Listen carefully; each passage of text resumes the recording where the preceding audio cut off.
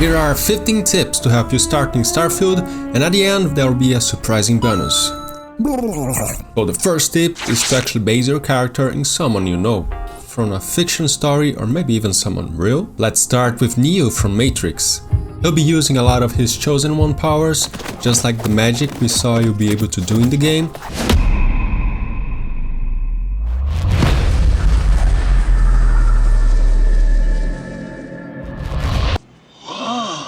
And he's also a hacker, and that way you'll be able to access places that some other people might not be able to. You can also become Ripley from the Alien series. You'll be a soldier defending against the aliens. Get away from her, you You focus on automatic rifles and that kind of stuff. Darth Vader is another possibility because you'll be able to use the Force to push things around. Maybe there'll be some kind of laser melee weapon in the game. Your powers are weak, old man. You can play like Goku, like a monk, using your fist to punch people around. We saw that in low gravity you can actually punch people in a very exquisite way.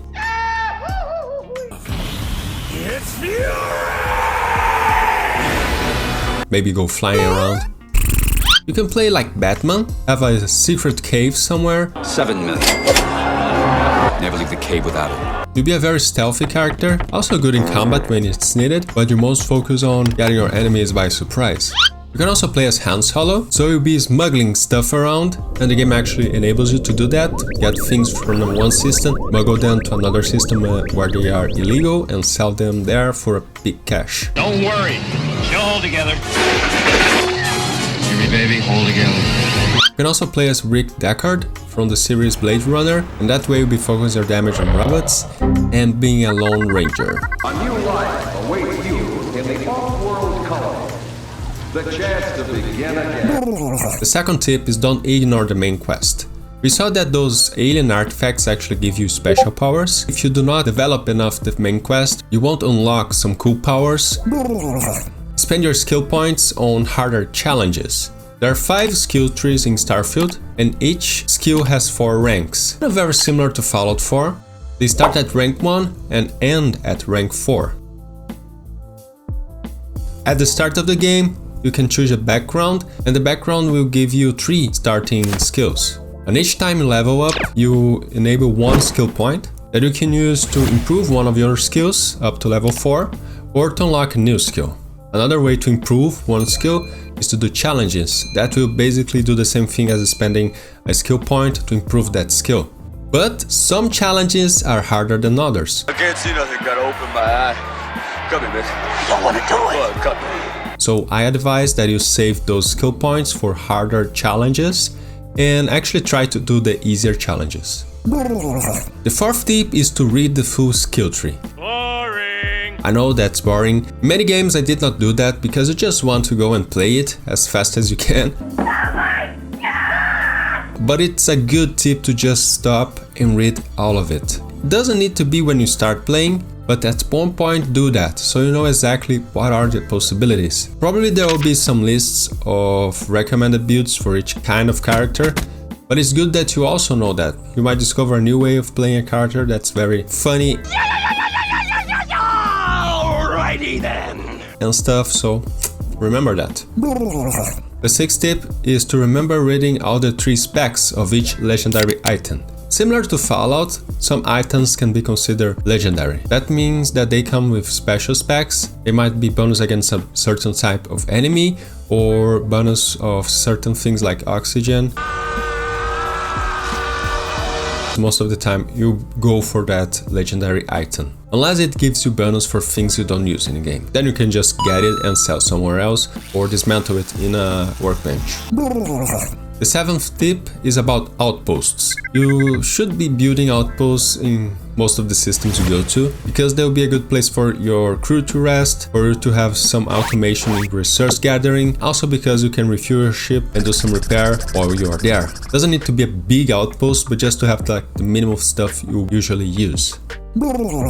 The 8th tip is about collecting everything for crafting and base building. It will be very similar to Fallout 4, you need to get a lot of stuff to be able to build your base. So remember that you can always scrap stuff at your base. Probably you'll be able to create trade routes between bases. I think they will be following everything they did in Fallout 4 and improving it. To help you gather all this stuff, there's tip number 9. That is, you can use your companion as a backpack until you get back to your ship. You can give him stuff, you can even give him armor and make him use that. Very much similar to what they had in Skyrim and Fallout 4. Tip number 10 is to remember to scan alien species that you don't know. If you scan them, you can know if they are aggressive and what kind of attack they have. And that helps you to how you're gonna engage them, if you're gonna kill them or not. You are also my best friend. You're a good boy, Doug. Tip number 11 is to specialize in a single type of weapon. You can have a backup weapon when you run out of ammo. It can happen. It happens a lot to me in Fallout 4. But the main thing is that you can specialize in that weapon and have a higher damage with it, which enables you to increase the difficulty of the game. And probably like in Fallout 4, when you increase difficulty, the game will increase the chance of you getting a legendary weapon dropped. Tip number 12 is to interact with your companion. Please talk to me, please! You're part of my life. This changes a lot depending what type of character you're playing, but if you're playing a sniper, you can actually tell your companion to go and attack someone and you just stay back and try to snipe the guy. That will give a lot of time before the guy can actually reach you. You can use your companion to distract some enemies, maybe distract a trick enemy before you finish the minions that he has. Companions usually are very durable. It's very hard to see one of your companions dying. There's also the romance that you can have with your companions. And they will probably give you some quests. One thing that's not certain is that depending on the relationship you have with your companion, you get a permanent buff on something. Like in Fallout 4, if you reached a certain status with your companion, you would get a permanent buff on something like 15% plus damage against robots. I'll be back. Tip number 13, turning to radios. They can give you some quests, and it's also a good way to interact with the lore and get more info about a new place you are getting into. Tip number 14 is to increase the difficulty of the game as you increase your level and get better weapons. There's 2 reasons to do that. The first one being that you get a better chance to being dropped legendary items, and the second one is that if you don't play a game that's hack and slash, you can go for that. That will force you to be more tactical in your engagements. Tip number 15 is don't worry about selecting a bad trait early on. You can get 3 traits because later on you can do some missions that are going to cancel those traits. It's not that big of a thing. It's a feast for the eyes. Off we go to another adventure. So for those who have watched until now, here is the bonus I promise. The build for a John Wick character in Starfield. But nobody